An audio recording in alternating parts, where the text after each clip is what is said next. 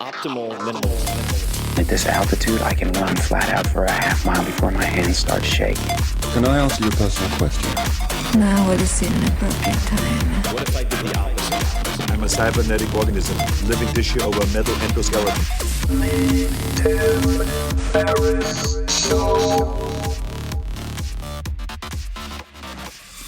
This episode is brought to you by AG1, the daily foundational nutritional supplement that supports whole body health. I do get asked a lot what I would take if I could only take one supplement. And the true answer is invariably AG1. It simply covers a ton of bases. I usually drink it in the mornings and frequently take their travel packs with me on the road. So what is AG1? AG1 is a science-driven formulation of vitamins, probiotics, and whole food sourced nutrients. In a single scoop, AG1 gives you support for the brain, gut, and immune system. So take ownership of your health and try AG1 today. You will get a free 1-year supply of vitamin D and 5 free AG1 travel packs with your first subscription purchase. So learn more, check it out. Go to drinkag1.com/Tim. That's drinkag1, the number 1, drinkag1.com/Tim. Last time, drinkag1.com/Tim. Check it out. Hello, boys and girls, cats and dogs, lemurs and squirrels. This is Tim Ferriss, and welcome to another episode of The Tim Ferriss Show, where it is my job to deconstruct world-class performers from all different trades, all different specialties, entertainment, military, sports, you name it. This episode is by request.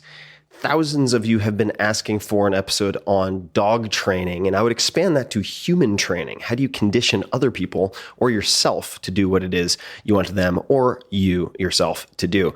This episode features Susan Garrett, who is an incredible, not only dog trainer, but competitor. She has a bachelor's of science in animal science. She's one of the most consistently successful competitors in the sport of dog agility for now more than 2 decades. She's been on the podium of world and national championship events more than 50 times, winning those events a total of 38 times. She was of great help to me when I first adopted Molly, my own pup, and her book, Shaping Success, was voted or selected as the 2005 Dog Training and Behavior Book of the Year. She is a champ, both for her competitive track record, but also in her ability to convey concrete tips and recommendations for instance, the most critical games and exercises to play with your dog. The 3 types of reinforcement, how to use crates properly, what you should do in the first 24 hours of, say, adopting a puppy.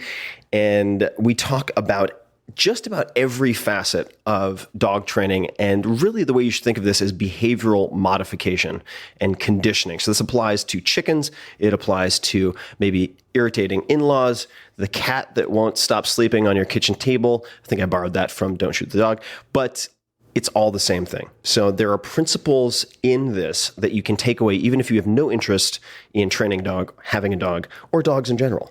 So let me then allow Susan to do the talking. You can find her on the Facebook, and she has a very active page, lots of great pics and videos. And that is very simply facebook.com/Susan Garrett, Garrett, Susan Garrett Dog Agility. So facebook.com/Susan Garrett Dog Agility. Say hi to her. And I hope you enjoy this conversation as much as I did. Susan, welcome to the show. Thanks, Tim. Really happy to be here. I have wanted to get you on the show for quite a while now. After our first conversation, I knew that we would eventually meet again with recorded audio because my audience has been asking me for an episode on dog training and so on for ages since I got Molly. And you and I spoke very, very early on in that process for me, right when I was not, I wouldn't say flatlining, but kind of before I hockey sticked in my training education. And so I could think of no better person to have on. And part of what appealed to me was the fact that you have an objective and verifiable record. And what I mean by that, and for those people who are wondering how I seek out experts, part of it is finding people who can be evaluated objectively. It's not their opinion. It's not someone else's qualitative opinion. Now I'm just going to read a little bit of your bio. I won't go into a ton of it, but you are one of the most consistently successful competitors in the sport of dog agility over the past, I guess, at least 2 decades. You've been on the podium of World National Championship events more than 50 times, winning those events a total of 38 times. I was hoping perhaps we could start, since most folks, well, I shouldn't say most, but many folks are not familiar with dog sports. What is dog agility? What does that sport look like? Most people would have seen it, but maybe didn't know what it was. We used to have an event on ESPN a lot every year. So it's a sport where the dogs go over the jumps and through the tunnels, and they weave in and out of the poles. And it's a really fast sport. It's really gotten to a place where it's tough to keep up unless you're in really great shape as a handler. But it's a lot of fun for both dog and handler. And what are some of the ways in which that is scored? How is that scored? And I think we talked at one point, maybe you and I talked about this, false starts. Is that a big part of or is that a piece of the equation? Not in agility. It definitely is in flyball, which is another sport I actually won world championships in as well before I really got heavily involved in agility. Agility is scored. Think of it like if you watch a horse jumping competition at the Olympics. Time is number one, but it has to be time with a clean round. So there isn't style points. It's just getting around over all the obstacles as fast as you can without having a fault. Mm-hmm. And what separates a good handler from a great handler let's just say for now, talking about the sport component? Well, like any sport, the number one thing that separates us is the mental game. And once you put that aside, it would be the handler's ability to train their dog, and you can put or the handler's ability to outrun their dog. And most of my competition are in their mid-20s and at the world championship level. So they are able to outrun their dog. In my mid-50s, I am not able to outrun any dog. So I rely more on the dog training aspect of it to be successful. Mm-hmm. And what would you say differentiates your approach to training compared to others? For those people who have maybe only seen a handful of like network TV shows with celebrity dog trainers and so on. I train dogs very much the way they train marine mammals or exotic animals. It's a reinforcement-based program. Think of it like a killer whale. You can't get in the tank and correct them and beat the crap out of them when they're wrong, right? Can't hit it with a rolled up newspaper. Exactly. So it's choice-based dog training, and with the focus on reinforcement, it's incredibly successful. And that's why, when I raise a dog, my focus is to have a phenomenal family pet first. And then I know that lays the foundation to be a world champion later. And it's all done through, being intentional and purposeful with what I want and creating basically the dog of my dreams every time I get a new puppy. And when you say choice-based, what does that mean? Choice-based training? There's basically, if I was going to lump training into 3 categories, there would be punishment-based, which is more traditional because in the military, that's the way animals were often trained with, you're the master and they will do it. They're told, and there's really very little reinforcement. It's the absence of punishment that makes the dog keep working. And it's the brilliance of dogs that allows them to still have this great bond with us in spite of what went on with punishment-based training, and still goes on because it's certainly not gone. And then there's reinforcement-based training where people put a cookie on the dog's nose and lure them to get what they want from them. And that certainly is a step up from punishment in that you're creating a relationship of fun and trust. It has its limitations on its success once that lure is gone. And then what we do is different from that, because we definitely use food and toys and anything the dog loves as a reinforcement, but it's only after the dog has made a choice. So they make a choice and it's like consequence. Basically, I come from a family of 9 kids. And I never, ever heard my parents raise their voice. So how you have success with that, and this is really how I trained my first dog, is I just modeled my mother. And if we were upstairs watching Disney and it was, 5 to 6 and they called us for supper, they didn't yell and stamp their feet and, carry on. They would give us a chance to make a choice. Are you coming for supper? And if you choose not to come down for supper, then she would go into the basement, unscrew the fuse for the TV, and there'd be no TV for the rest of the night and for the next 24 hours. So you have the choice to either do as you're asked or not, and you live by the consequences of that choice. And that's pretty much, how we raise the dogs. You create an environment rich in reinforcement so that the correct choice, the one you want them to make, is the one they end up wanting to make. But if they choose something that isn't what you want, the environment controls the consequences so that you don't have to, punish them or beat them up with a rolled up newspaper. And what would be a good example of that in dog training? I mean, and the story of the TV brings to mind a video I watched of you actually, believe it was helping to train a woman's dog with Leave It and covering the food. I think you were covering the food with your hand. Could you explain, if that's a good example, I don't know if it is, but could you explain how that works? Yeah, that's one of our foundational games. So we have 4 games. We tell people, you can rock it with your dog if you get these 4 games in. And the first one is the one you described. It's called It's Your Choice. That's right. And I've created my own word, and it's just one word, it's your choice. And we want the dogs to know you're in control of all the good things that happen in your life.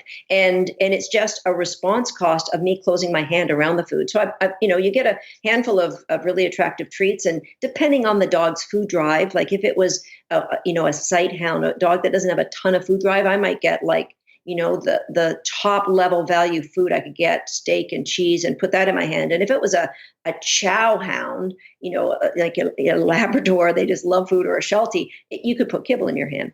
Mm-hmm. And the dog's going to paw and bite and bark and go crazy. They're going to be on a leash so that they don't have access to just go find something else to do. But as soon as they stop all that, you open your hand. It's your choice. So your choice was to stop unwanted behavior. And my choice was to open my hand. And then the dog says, hey, party on, I'm going to dive into the food. Well, I didn't like that choice, so I'm going to close my hand. And this goes back and forth like a tennis match until the dog's choice is just to sit back and stare at the hand when it's open. And then I pick up a cookie and I feed them. And that's the first communication that's clear to that dog.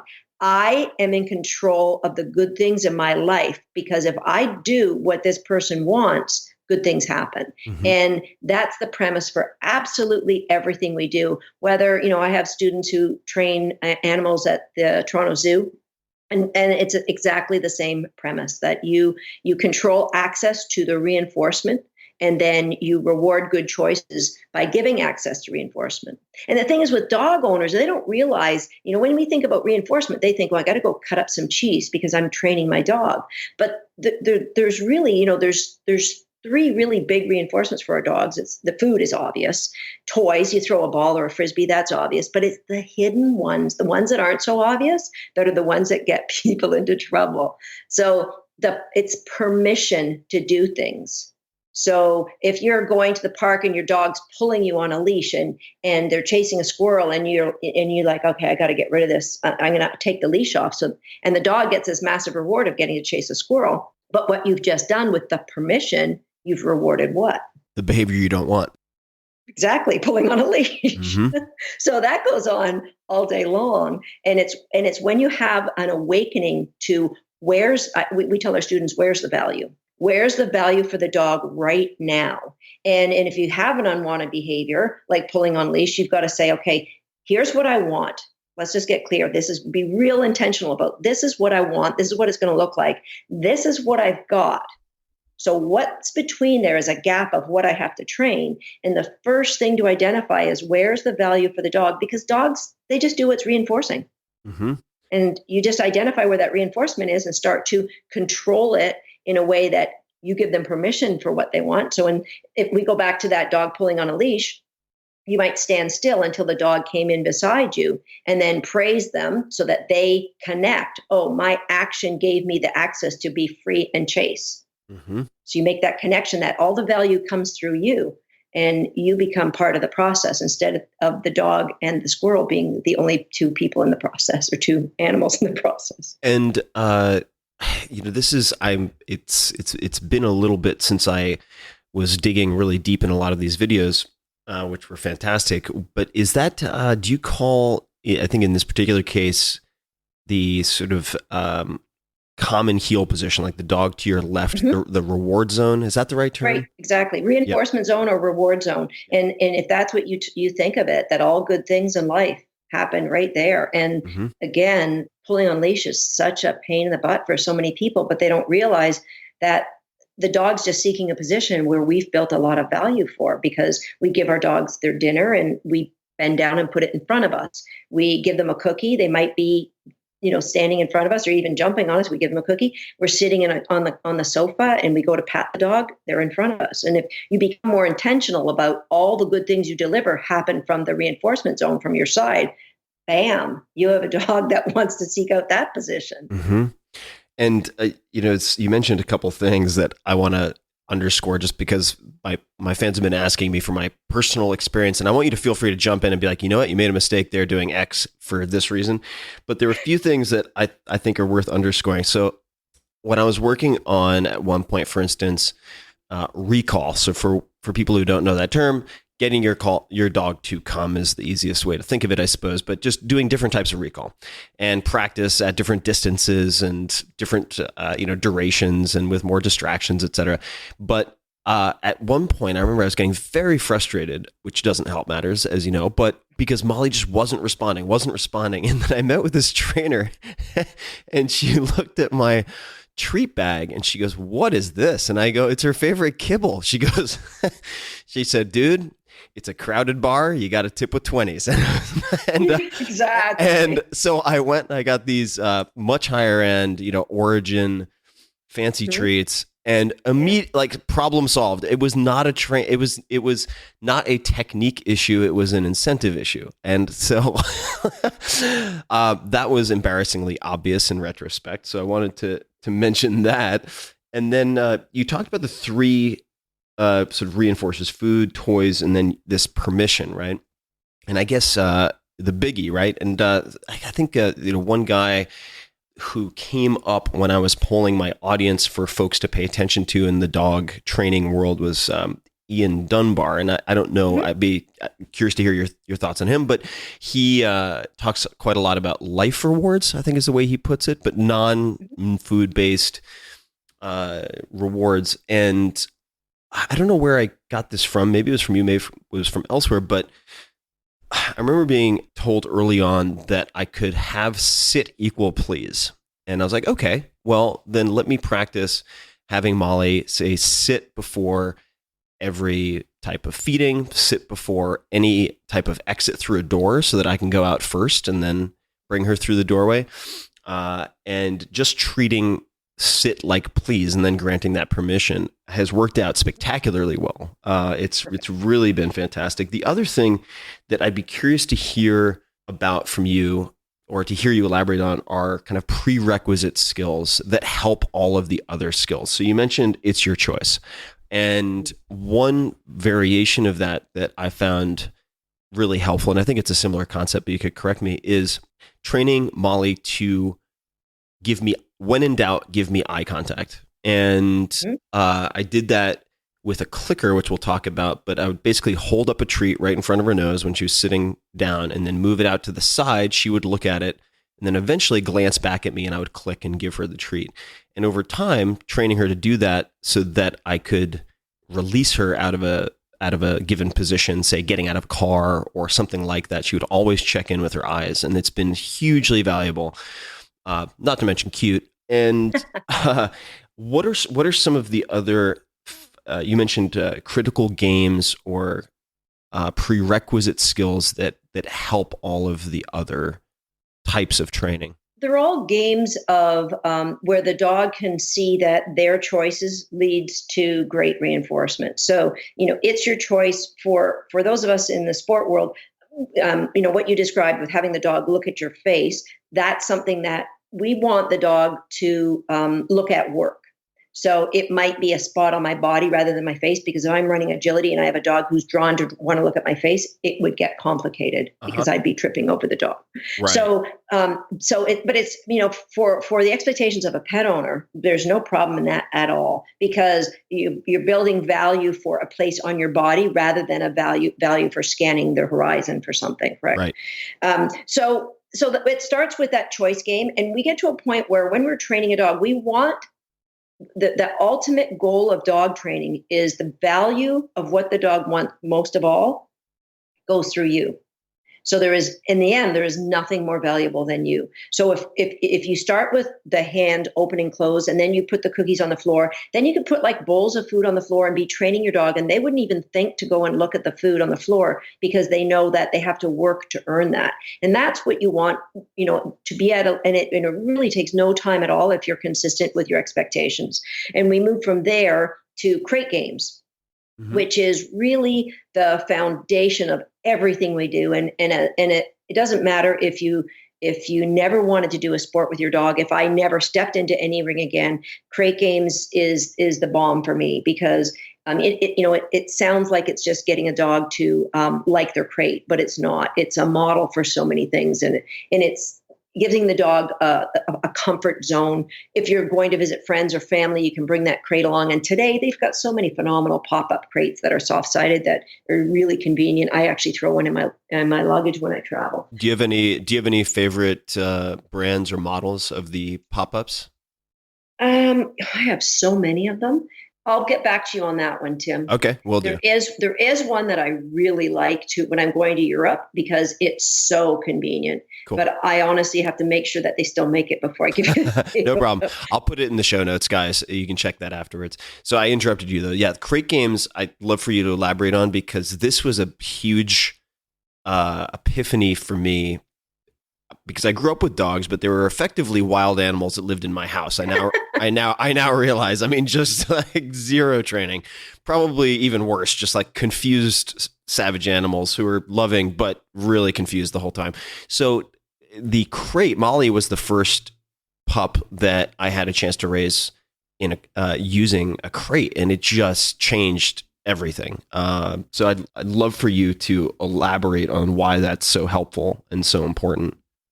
Well, first of all, dogs are den animals, and you're creating a spot for them anytime you want to chill. This is your spot. No one's going to come and bother you in there.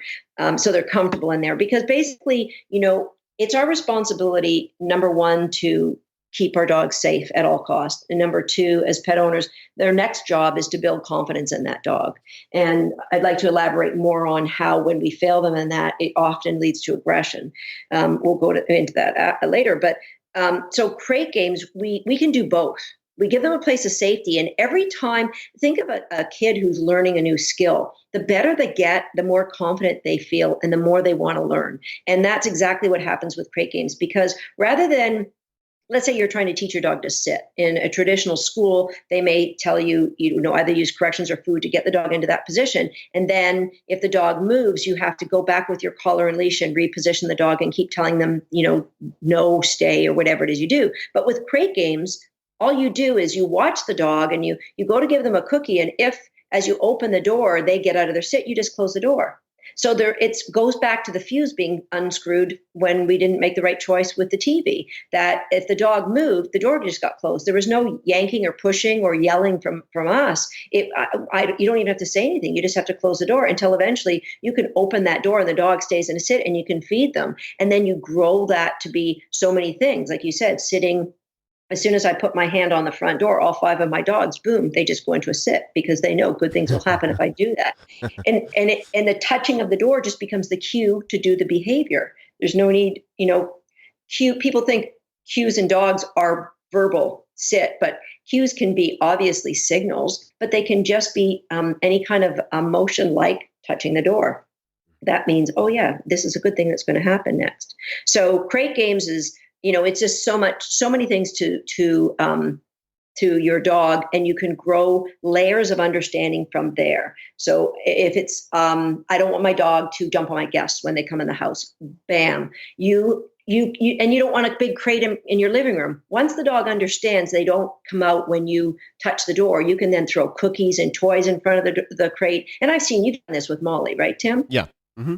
Yeah, and Molly will stay, and then you can reward them, and the permission, back to that big reinforcement, the permission to get out and chase the toys or the ball or the cookie that's on the floor, that's what builds value for the dog wanting to stay there. And then you just replace your crate with a nice dog bed, which I think my husband always gives me the gears because we have 5 dogs and about 40 dog beds around this house.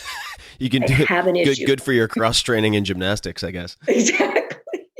I totally have an issue with, I see a nice dog bed and I brought 2 home from Spain when I was at the World Championships last month. Oops. Anyway, I digress. So now you have a nice looking dog bed in your living room, and then someone knocks on the door, you just touch the door and the dog goes flying into their dog bed. And you can open the door, your guests don't get jumped on. You can, talk to the UPS guy, get your delivery, close the door, and then you throw your dog a handful of cookies because they're doing good things. So crate games is just the start, where you put foundational layers for good choices, and you keep growing it from there and keep moving on. So that was the second game. Mm-hmm. The third one you've already made mention of, and that's restraint recalls.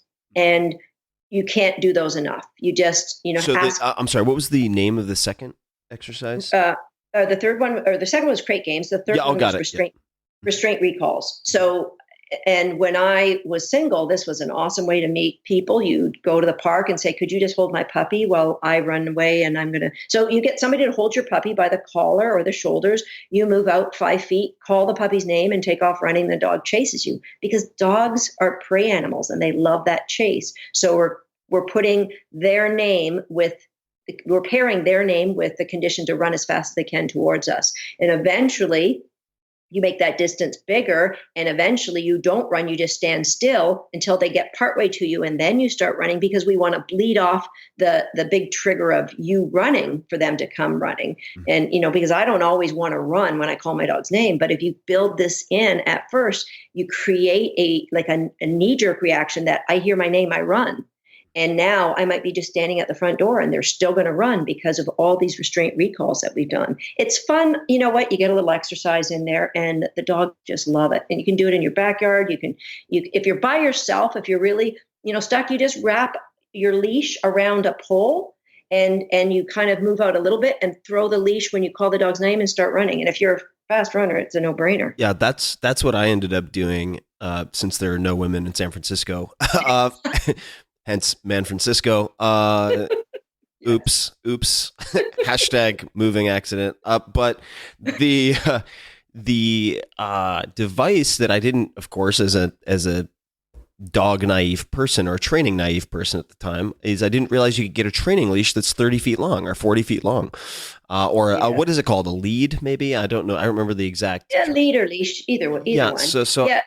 So I had a 30-foot, and I could just wrap it, like you said, wrap it around. I wrapped it around the kind of leg of a fixed bench in the park, and it worked out fantastically. It was perfect. That's great. You just want to make sure it's not one of those retractable ones. Yeah, not retractable, just a gigantic lasso that I have to carry around. Yeah. So restraint recalls, and then what's number 4? And the fourth one is the collar grab game. Where anytime you're going to give your dog a cookie around the house, anytime you grab the collar first, and the dog, before you get you have the cookie in your hand, grab the collar and give the cookie. So at the end of a restraint recall, if you're going to give your dog a cookie, the first thing you do is grab the collar and then give the cookie. And we want to classically condition, like Pavlov, ring the bell, the dog would salivate. We want to condition in the dog, when I reach for your collar, good things are happening. And we want to do this for 2 reasons. Number one, if there's danger at any time and you're not yourself and you're frantic and you want to lunge for your dog, you want your dog to not be afraid, but say, hey, this is that game we play every day, all day. It's awesome. I just give him my collar. And number 2, if you don't make a habit of that, your dogs, the most brilliant things about dogs and the way that evolution has built them is that they are far better at predicting events than we are. So they can predict reinforcement, and they can predict what they decide is punishment. So let's say you're late for work and your dog's in the backyard and you go to reach for them they're going to dance about 2 feet outside of your reach. and that happens most when you're in the biggest hurry. Of course. But if you put in the value of the collar grab, as soon as your hand goes out, it just switches, it turns a switch in them. And oh yeah, that's my game where I put my collar in your hand and good things happen to me. So it's a game that it doesn't take any time at all to play. You know, if you have a dog, a 10-year-old dog, you could start it today. And just anytime you have a cookie or something the dog really values, just grab the collar and give it to them. And just make sure though, that you don't have the food motioning towards them before you grab the collar, because it's just like that Pavlov's bell thing. You know, Pavlov did the experiment where he rang the bell and presented the food. But when he tried it in reverse and presented the food and rang the bell, didn't work. So he with every breed of dog, he found that within 25 repetitions, ring the bell, present the food, he got an expected response from any dog. But when he did it in reverse after 200 repetitions, dogs didn't even care. So really important that, you know, once they see the food, all bets are off and you're not conditioning anything. So don't move your hand with the food until you've got that collar. Then you move your hand in. That's a really simple, yet incredibly powerful game. And when you really need it, you're going to say, wow, thanks, Tim Ferriss, that chick you had on that show. She taught me something. It really worked. Well, yeah. Well, you're. This is going to be a very dense and actionable episode. So I'm stoked, and I'm taking all these notes for things that I want to continue to practice with Molly. Also, the restraint recalls is call once. Because I remember. Yes, really important. Because I remember we were trading. I think it was texts at the time. And at some point I asked you a question, and because I was going through a bunch of your different exercises and games, and you said in the early days you can work on more than one at a time. For example, no problem doing collar grab. It's your choice, and call once all in the same session. Yep. If you can do 3 to 4 sessions a day of 4 to 5 minutes in length, you'll be golden. And I think we'll come back to the training session length, but is call once a relative of restraint recalls, or is it a variation? It's actually a combination of restraint recalls and the collar grab. So it's just a shorter distance, and it's a more intensive. You can do it by yourself, but it's best if you have, especially if you have kids. This is something, you want to bring your kids into the training of your dog.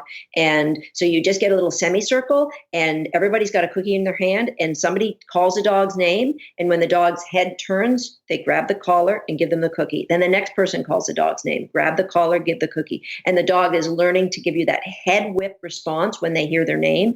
And you're also building in the grab of the collar. It's an awesome little thing to do with. Again, you can do it by yourself, and I would just keep the dog on leash, call the name, grab the cookie, grab the collar, sorry. But it's brilliant if you want to, maybe a spouse that really doesn't want to be involved with the dog. Well, this is a way that they can see something happening, which is really cool. And it helps them to become more of a part of that dog's life. And it helps the dog listen, respond a little bit better to that other person in the home. And you mentioned earlier with the restraint recalls, using the running initially and then removing the running. And there's a progression in this training. Is that an example of what you would call shaping behavior, or is there perhaps a different example that you would use to explain this concept of shaping behavior? Yeah, everything we do is something, regardless of it's, and the underlying thing I tell people is it's all behavior, whether we're doing it with people or we're doing it with dogs, and we're just shaping their behavior to have a better outcome for them. So whatever it is we're doing, when you're allowing the dog to make a choice, then you're shaping. So that's how I would define what's shaping. It's the dog makes a choice and they get a positive outcome. When it could be a negative outcome too, you can shape them away from something as well, but we don't go there, but it's the same thing. So that's really what shaping is. And so what we're doing with our restraint recalls, what we're doing is we're taking the reliance of the prey instinct away. And we're working on the dogs just responding to their name. And some people like to say the word come instead of their dog's name. I encourage them to pick one or the other word and make it a magic word. So again, if you've got kids in the house and you want them to be involved with this, you've got to tell the kids they've got to have the magic key in order to be allowed to say the dog's name. So anywhere around the house, they're not allowed to use the dog's name, Right, because that's how the dogs just learn to tune it out, right? Right, They right. hear their name 100 times and then they don't respond. If you want a dog to respond to their name every time you say it, again, with the kids, tell them, here's the treat bowl, and you get a cookie, and then you wait until the dog's not paying attention to you, say their name, and then you can give them a cookie. But that's the magic key, is the cookie. And if you don't have a key, you can't say the name. And I tell them to give them another word like pop, pop, pop. You can call the dog pop, pop, pop unless you have the magic cookie. And so, that's what works to help build that behavior. And so when we get to the restraint recall, the dog's got an understanding of what the name is, and they're starting to chase you. But you might build up to maybe 30 or 40 feet that you're away, and you just delay a little bit. You call the name, you wait until the dog's maybe taking 2 strides, and then you run. And then eventually you just ping pong that distance. You're unpredictable. The dog really doesn't know when you're going to run. So their first response is always to chase, because they want to catch you up. Mm-hmm. That goes back into that prey drive. And you mentioned, for instance, I think what is at least a key component for people who view themselves as busy, which is the collar grab, as one example, doesn't take any additional time. It's something that you have the opportunity to do in the course of doing things you're already obligated to do, right? It is extremely easy. And I mentioned earlier that you'd recommended, in an ideal world, 3 to 4 sessions of 4 to 5 minutes in length, as opposed to trying to do like a marathon 60-minute session with a 3-month-old puppy or something. Exactly. Which, just for those people wondering, doesn't work very well. I just wanted to share a personal experience. I'd be curious to hear your thoughts. So I had, along the same lines, thinking of things you're already doing. Try using the time you're already going to allocate to your dog more intelligently. I recall at one point I had to take a trip. I came back. This was pretty early on in having Molly, and Molly stayed with my girlfriend at the time. And I came back. I was working with a local trainer who was great out on Long Island. And I came back and it felt like Molly didn't even know me. It was really interesting. She was no longer my dog, is how I felt. And I was really worried about this. I was like, my God, I think I've lost Molly. She doesn't know who I am. And I talked to the trainer. She said, what you should try is feeding her by hand. Feed her meals by hand. And I was like, okay, well, yeah, I'll give it a shot. And so I started, at the time, I still use this, and I don't know if you have any recommendations here related to food, but I was using Stella and Chewy's. Tend to use, the freeze dried patties. I tend to use the lamb or the rabbit. It's a little easier to break up. And so I started walking. I would take her outside and walk with her, and I would keep her in the reward zone and feed her this kind of mush by hand.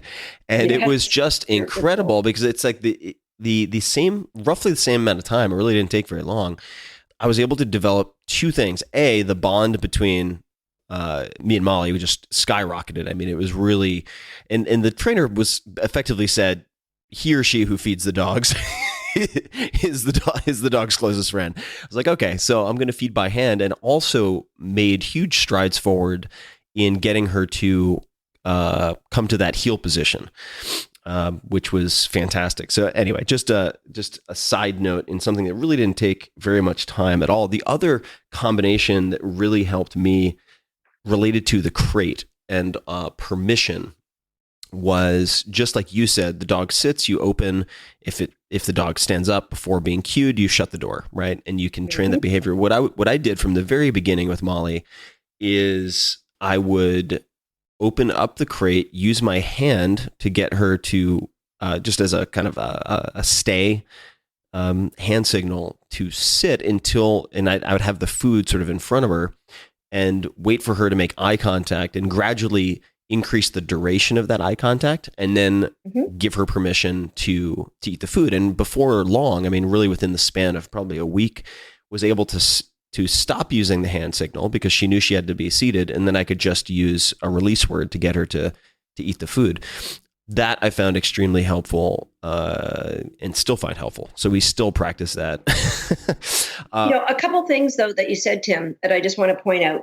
Number one, What happened with you and Molly when you came back was a great example of a transfer of value.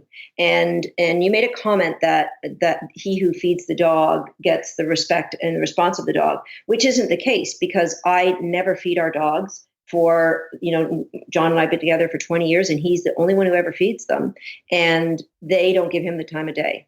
And the reason is there's no transfer value. He does nothing. They don't have to do anything to get that food. Right. They can run around and be goofballs, and the food still comes. So there is no transfer through him.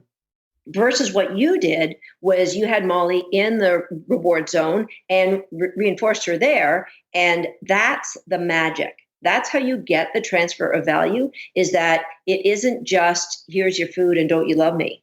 It's, you don't give it away for free. You've got to make great value of it. I think there's some old folklore, your mother might have told you about that. It's the same, holds true. It's got to be earned. And that's when the magic starts happening. That's how you start to build a relationship. And it goes again with any animal. Look at a kid who has absolutely everything and doesn't, they don't necessarily want to go out and play catch with you, versus the kid who has virtually nothing and really, really appreciates the opportunity to come out and play catch with you, because it's value through you that helps create a better bond. And it's the same with dogs. Value coming through you, that you don't just have, a lot of people's homes, when I used to go and do one-on-one in people's homes, the number one mistake they would make is that the food was always on the floor. Right. So the Yep. food, it never had any association with you whatsoever. The dog didn't have to work for it. They didn't really need you at all. Mm-hmm. So that's a biggie. Yeah, that's a super key point. I've never had food left out ever. So it's an event. I mean, it's and there's an exchange every time we do it. There's always an exchange. It's because dog training with people is, dog training should be intentional, but most often it's either accidental or reactionary. And so it's accidental in that the dog learns how to tip over the garbage and get stuff out, or it's reactionary in that you see something like the puppy chewing on the slipper, or the puppy, peeing on the floor, or the puppy, it's a reaction. And if you are intentional, which you have been really good with, Tim, being very intentional about what you want the outcome to be, then you don't tend to have the same problems. And, I tell people in the 30 years I've owned a dog, I've never had one chew a slipper or chew furniture, or it just doesn't happen because I'm so intentional about what I want when I'm raising them. So let's talk about that and dig into it a little bit, because I think it's super important, and I'd love to hear you elaborate on it. The sort of do's and don'ts of, say, getting a puppy or rescue dog. I adopted Molly out on Long Island. How to go about it, common mistakes, because I remember reading up on, I think it was a PDF from Ian Dunbar. It's kind of before you get a puppy and then right after getting a puppy. And one of the points I took away, and I think it was from his stuff, was it's your best bet is to not give the puppy an opportunity to make a mistake. It's a lot harder to correct the behavior than to simply prevent it in the first place. So bring Molly home. Guess what? No shoes on the floor anywhere for her to chew on. This is just, the temptations are not there. But it's the same with us, right? Like, I recently started, I was going to do this kettlebell challenge. I don't know if you've heard about this 10,000 swing kettlebell challenge. That's a lot. No, I know about kettlebells, but 10,000 reps. So there's this challenge going around, and I'm not going to do the 10,000. I might get to 10,000, but they want you to do 10,000 in 28 days, which is not going to happen. But I thought I'm going to do, it started with 100 swings a day, and then I'm going to go to 200 swings a day. But I decided, you know what? I think I've got pretty good form, but I videoed myself, looked at my form, checked it out. And then I posted it in a Facebook group that I belong to. It's a kettlebell Facebook group. Dude, can you give me any input on my form? Because before you start, you want to make sure you're doing it right, because if you do 10,000 repetitions of something, you're going to be, creating bad form. And it's the same with your puppy. You bring that, we all get one chance to make a first impression with our dogs when we first bring them home, whether it's a puppy or a rescue dog. You get one chance to make that first impression. And if they come in and go, wow, no rules, I'm here at Disneyland, let's go, then you're in trouble, because they learn to have bad form and they keep having bad form. And it's more difficult to correct bad form than it is to start with good form right from the beginning. And I see that as the number one problem with people with dog training is there's this mismatch of expectations with the people and in my parents, when we had our family dog, you kind of touched on it with your family dog, they're almost feral because we just expect that they're going to do what we say. And, it's crazy because there was never any actual, reinforcement put into what we wanted. It's just like, dude, what's wrong with you? Don't you understand English? Well, no, they don't. So people, they just expect so much and they haven't really prepared the dogs. And I say this to all my students, and I've been saying this for 25 years. Our dogs are a reflection of our ability to train.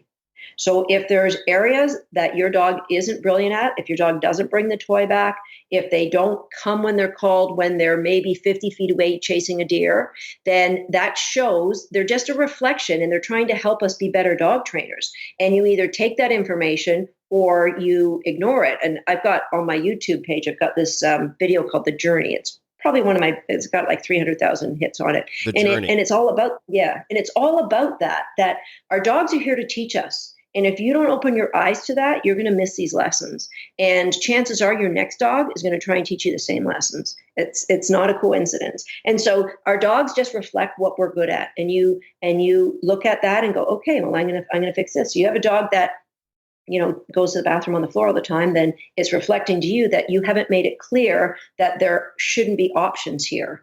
And so when people get a new dog, I tell people that the first 24 hours is critical. And I'm intending to put this on our website. There's a free download of what you should be preparing for the first 24 hours. But the obvious things is you should get a crate.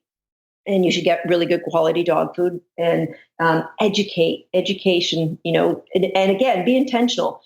Find out what dog training resonates with your core beliefs, with how you want your animal to be raised. And somebody was telling me yesterday, somebody I really respected was saying how, he was getting his friend's dog, he was training it by scaring it. And I'm like, did you do that to a 4-year-old kid? Like, is that really how you want an animal to respond to you, to be terrified of you? So there's just some things that you should be prepared with. A really good quality chewy for the dog, something that if they did happen to chew on something you didn't want them to chew on, you would just replace it with what you do want them to chew. And a tug toy. So these are just all the things you should be preparing. Education being the number one thing, and a crate, I would say, would be number 2. And then for the first 24 hours. I'll just go through, if you want me, Tim, I'll go through what I do when I get a new puppy. Sure. That first 24 hours. So, the first thing I do is I play tug with them. So I get a nice, long, fluffy tug, and I create the first game of choice right there. So I'll tug, and then I'll pull it out of their mouth, and I'll put it a few inches away from them, and they dive on it, and they tug, and I pull it out of their mouth, and I put it maybe a little further, and they dive on it. And I'll do that a few times. And then the next time I won't put it down, I'll put it up against my body, and they'll bounce at my body and they'll bite at my body. And as soon as they stop bouncing or biting, then I put it back down and tell them they can get it. And so we're building an interaction of choice right from the first moment they come into my home. And so we get that puppy played out, obviously give them a drink of water, put them in their crate, let them sleep. And you go back between playing, feeding, and sleeping for whatever sessions you have. And we touched on, 3 to 5 minutes. And then maybe 2 hours before you're going to go to bed, you would have your last one of these sessions. And then they would get another drink, and then they wouldn't get access to water again. Mm-hmm. And one of the important things that, I have never had a puppy wake me up in the middle of the night past the first night. And some of them don't even do it that first night, but it just never happens. And I talk to people who they have 7 and 8 month old puppies still waking them up in the middle of the night. And so, this protocol that I have for the first 24 hours, it really works well.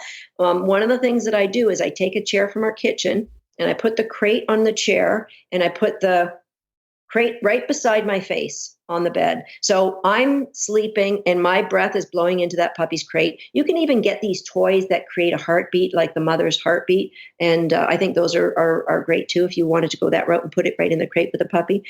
If the puppy wakes me up, this is the only time when a puppy tells me I need to go potty outside that I don't make any kind of interaction with them. So I open the crate. There's no crate games. I just lift them out. I put the leash. I actually clip the leash right around their collar. And I don't care if you have a fenced in backyard, put the leash on the puppy.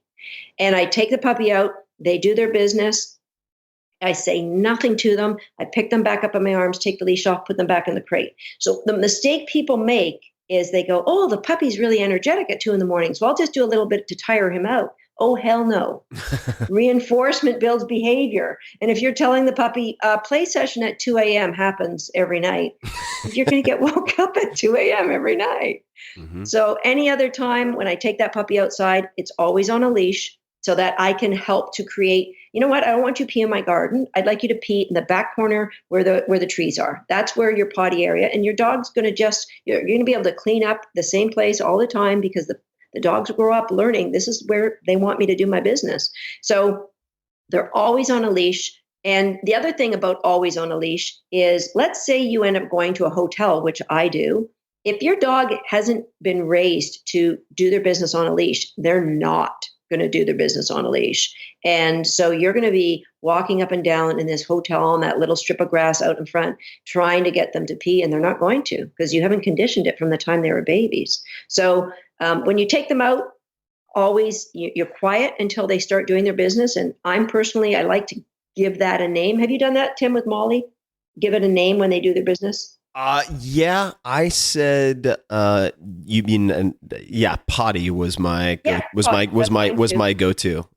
Yep. So, and it's good because if you, again, are taking a puppy to visit family or friends, you want them to, empty their bladder before they go into this house. So if you condition a word and it's just like Pavlov, you wait until they start peeing and then you just say that word really quietly in a way that doesn't disturb them, right? So if it's potty, you just say potty, potty, potty, and you start to condition that word with an act of releasing their bladder. And they get reinforcement because it feels better because they've released their bladder. But if you want to give them a little cookie for peeing outside after, that's cool too. But on leash, in an area you want them to do their business in, and you just get into this routine of potting on leash and playing and feeding, and then you have a puppy that has, we have one time to make our first impression, and our first impression is all good things come through you. And, and when I have this rule, don't wake the mama at night. Mama likes to sleep. Don't be waking a mama at night. And I just don't get woke up. So it's awesome for me. I'm not cranky in the morning because my puppy woke me up. And certainly if they are sick, that's fine. They have explosive diarrhea, whatever. They can wake me up, and I will always get up with a dog who wants to get out. But I won't interact with them in any way, and that's a biggie. That you not make that reinforcement. Don't be reinforcing it. So I also, with the potty, just a couple of notes on this because I've had a lot of fans ask me about potty training, which went very well with Molly.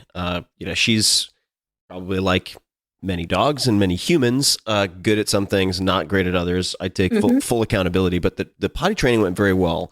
And this, I think, is also a good area in which to explain the downsides of negative reinforcement or yelling at your dog, putting its head in a mess if it goes to the bathroom in the house.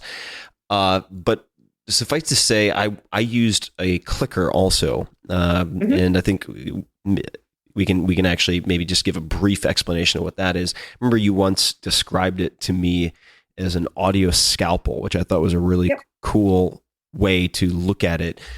So I would say potty while she was going potty, and then as soon as she finished, because I didn't want to interrupt her, as soon as she finished, like the millisecond she was done, click and then treat. And I became obsessed with clickers for many different things. Can you explain to people what a clicker is? And I was introduced to it, I think, first through, I want to say Karen Pryor and Don't Shoot the Dog, which I really enjoyed.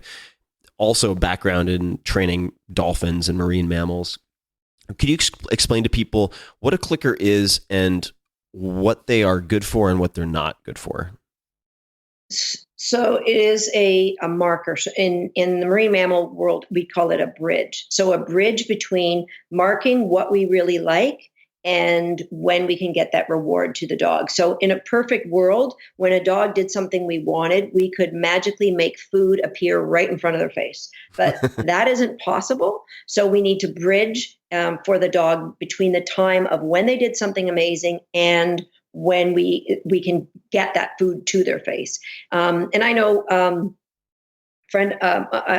good friend of mine, Greg Louganis, who's won gold medals at the Olympics, he said they have used it for divers as well to mark when they're in their spin that was, okay, your arms were in the right spot, boom. So the diver can hear and start to know, get that feedback, because it's really difficult to pinpoint. So it's exactly the same thing as if you were, clicking a dolphin for doing a spin in midair. It's like, that's the time that I like it. So just a quick interruption. I apologize for those people who don't know Greg Louganis' second act. He's a competitive dog trainer. Right, he's a handler, and that's how we met. Greg was a student of mine for many, many years, and now we're great friends. And he's an awesome guy, and he still helps with U.S. diving too. So it's really cool. So he brings what he knows about dog training and brings it into the diving world.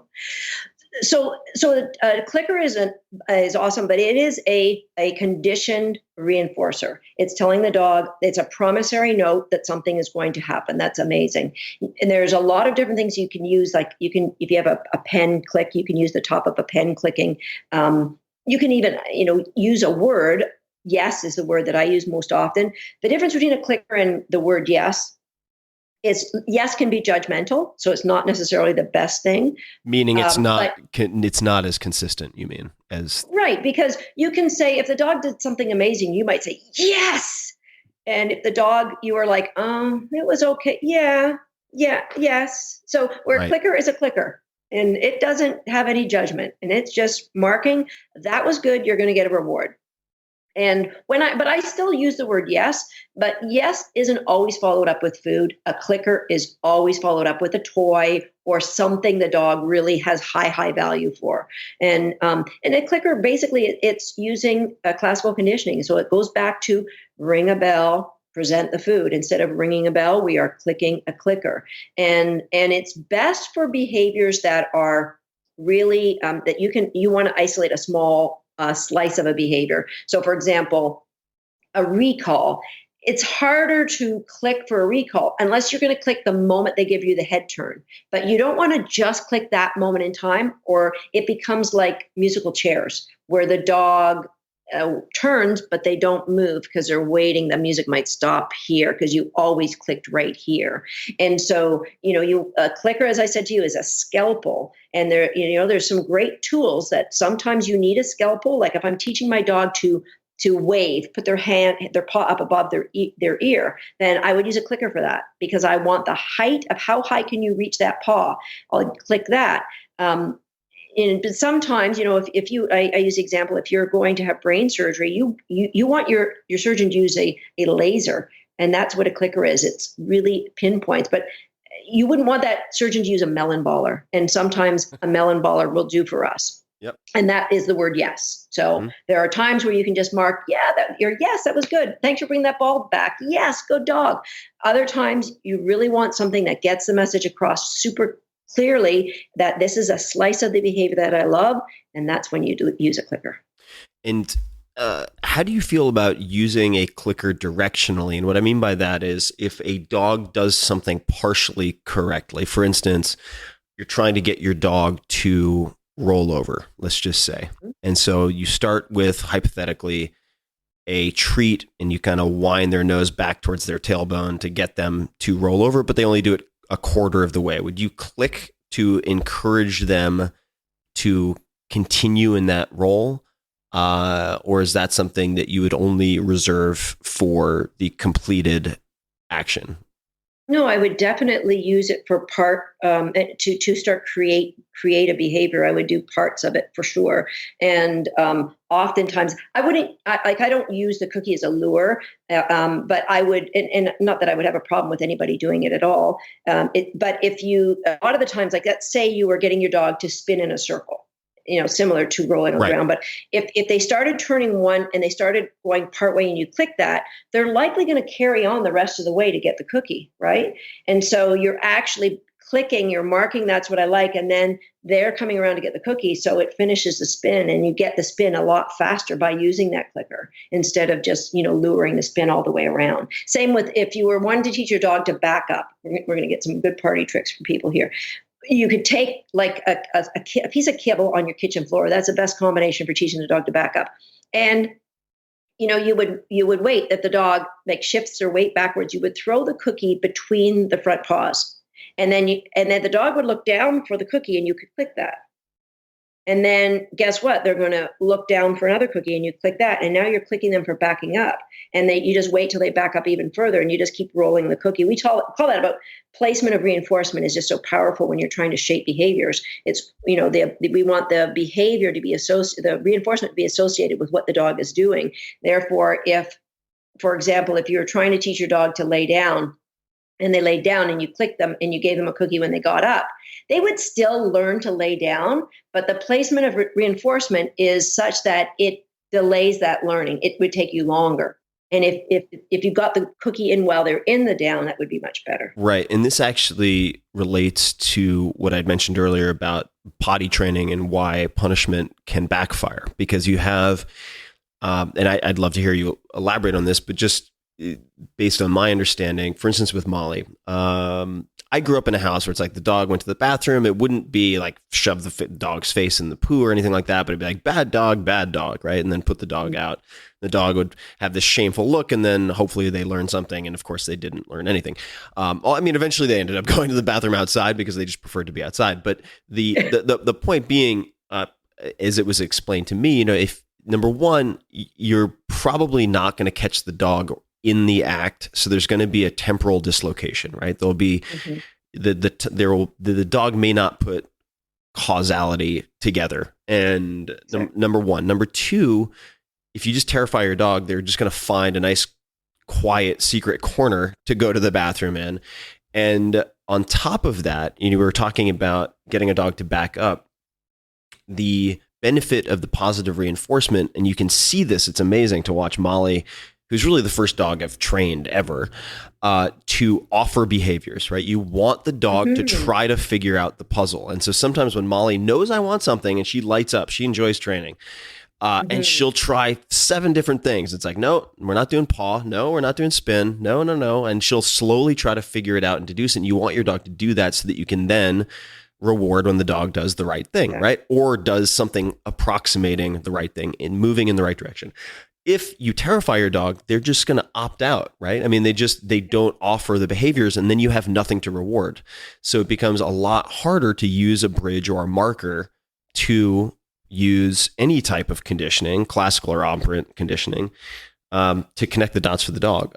So and I remember reading this somewhere. It was from I think it was a police trainer actually, who said, I don't have anything against negative reinforcement or punishment.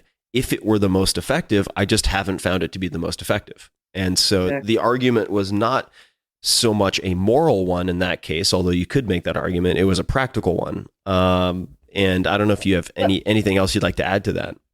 Since you brought up police officers, I have this great analogy with punishment and reinforcement, and it's being the punishment of being pulled over to get a speeding ticket, which I'm sure you've never had a speeding ticket, Tim. You're just far too nice a guy. But never. Those of us who've actually had speeding tickets, that's a punishment, right? It's a little bit of cash out of the wallet, and I don't know how it works in the States, but we get these demerit points, and if you get too many, you have to go in and get an interview and the whole 9 yards. So it's a punishment. But it's an insignificant just for those punishment. People wondering, you're in Canada, correct? I'm in Canada. And so does it change the targeted behavior? The targeted behavior is, we don't want you to speed again.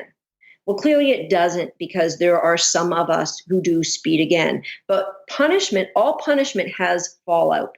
And the fallout is it changes a different part of the behavior unrelated to the targeted one. So the fallout of getting a speeding ticket is, anytime you see a parked car on the side of the road, what do? You immediately assume it's an unmarked police car and you take your foot off the gas. Even if you're not speeding, you have a visceral response of, this is the fallout of the punishment that I've earned. And if a police officer pulls in behind you and you're driving in the city, even if you're not doing anything wrong, what are your emotions? You get a little tense, you get your perfect driver's ed, 10 o'clock and 2 o'clock positioning on the wheel, and you you start driving by donut shops in hopes that the police officer will go somewhere else. And it's not a comfortable feeling. Right. And then if you take that, so punishment, can't alter behavior, but punishment can suppress it. So what it does is, when there's a police officer there, you will not speed. And that's the same with punishing a dog for getting on the couch or getting in the garbage or pooing in the wrong spot. You've suppressed that behavior to the point where they won't do it when you're around, or they'll come when they know you can get them, but when you're outside of your arm's reach, they won't, because punishment has suppressed the behavior of them being naughty when you can catch them, but not when you can't. So punishment, in order for punishment to work, it has to be catastrophic. It has to be life-altering. So I use the example of let's say you're speeding and you get pulled over and you try to explain to the police officer, you try to get out of the ticket. Oh, I was listening to the music and it was really cool. And they go, well, you're going 10 kilometers over the speed limit, so you have to be punished. And they open the back of your car and they take out your dog and they shoot and kill your dog. So it's catastrophic.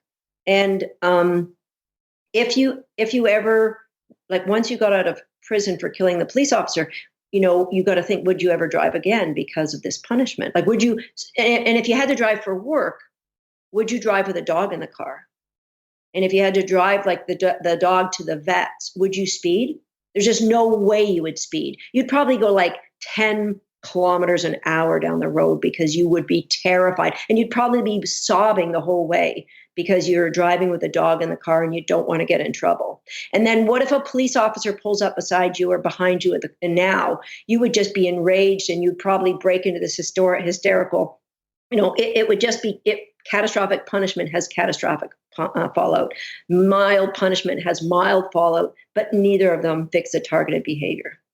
Now, let's say if you're driving and you're driving the speed limit, a police officer pulls you over, the lights go on and they go, hey, we noticed you're going the speed limit, and we're honoring model citizens this week, and here's $2,000. And they get back in their car and you go, wow, okay. And then a week or two later, you get pulled over again. Hey, you notice you stopped at a full stop at that stop sign.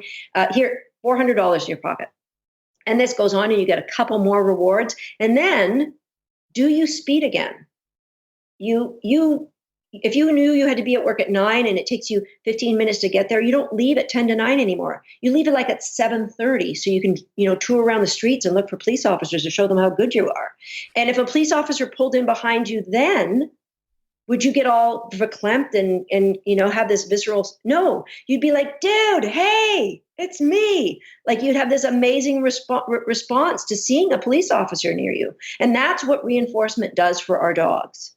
And that's the difference between it being effective and it not being effective. And that's why I tell people, no matter what it is you're trying to create, reinforcement is the answer. And if you have a problem that you can't fix, it's because there's some incidental reinforcement out of your control that's either happening in the environment where the dog is, you're asking them to come and they don't come and they end up catching a jackrabbit instead.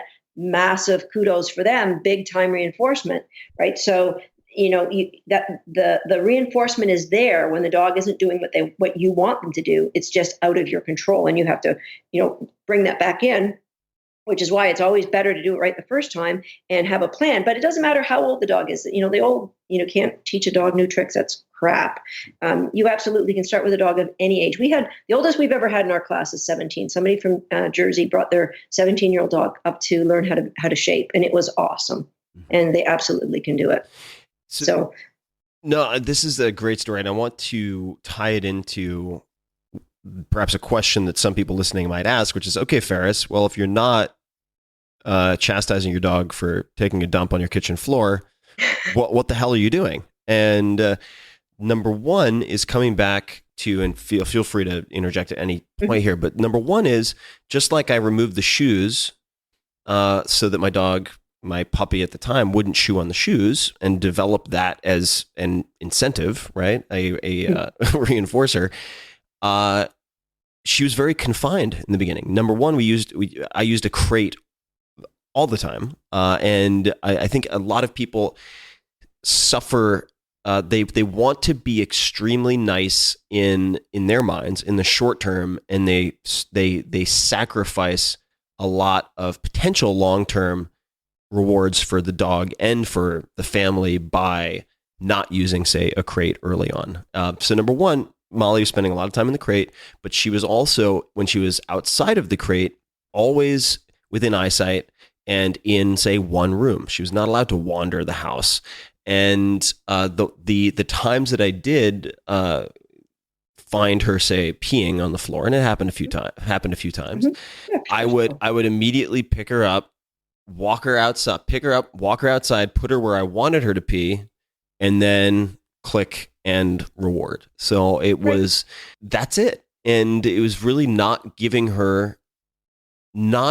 a bad teacher in the sense that I'm giving her 1,000,001 opportunities to make a mistake. I just did not give her that many opportunities. And I don't know if this is a accurate rule of thumb, but someone had told me, a puppy can hold his or her bladder for about an hour for every month of age. I don't know if that's true or not, but I just kept that in mind. So I was like, okay, I'm going to take her out every 3 hours, every 4 hours, every 5, whatever it might be. And that is when she knows it's time to pee, because I've rewarded her and trained her to do that. And the other thing I did was very early on, and this took some finagling because I really wasn't experienced with any kind of shaping or clicker use at that point, but I bought bells that hung from the door so that she could paw or nose the bell and teach me that, or tell me that it was time to go outside. And I just began that process by every time we were going to go outside on the 3 hour mark or the 4 hour or the 5 hour, I would tap it myself and then open the door. And eventually she totally got it and started nudging it herself. And that was a happy day. And you could have even just shaped that behavior as a separate behavior, teaching them to paw at the bell. Totally. That and do continue to do what you did, like ring the bell before you went out. And I mean, it just would have been a fun game. There's a I don't remember when it was in San Diego Zoo. There was a drill, and it was like, drills are, I guess, like one of the most endangered species in the world. The ones with the big long canine teeth, the big 3-inch teeth. Oh yeah, the mandrill baboons. Yeah. Yes, and it had diabetes, but it was the only male in the San Diego Zoo, and one of the, I think like a handful of males left in the world. And it wasn't a diabetes that was genetic, so they wanted to, give it these insulin shots. And it got to the point, like, they're a powerful animal, so they would use a crowd gate to get them in a corner and give them a needle every day, right? Well, it's a big creature and a tiny little needle, but you're trying to force me to do something. So it got to the point where he was injuring some of the zoo staff. And I think if you look up Gary Priest, I think was the trainer that I heard, that worked through this process when I was at a workshop. Mandrills are scary baboons. Strong. Really scary. And so Gary, all that he did, and similar to the bell thing, what he did was he created a metal tube, attached it to the baboon's cage, shaped him to put his arm through the tube for treats, and then they put a rod at the end of the tube, and so he would put his arm through the tube and hang on to that rod. And that flexed his arm. So when they wanted to take blood, they could take blood, and they could give, in a matter of weeks, they have this baboon who's loving the game of giving blood and getting his insulin every day. That's amazing. So, you can shape anything. It saved the baboon's life, and probably a couple of zoo workers' lives too.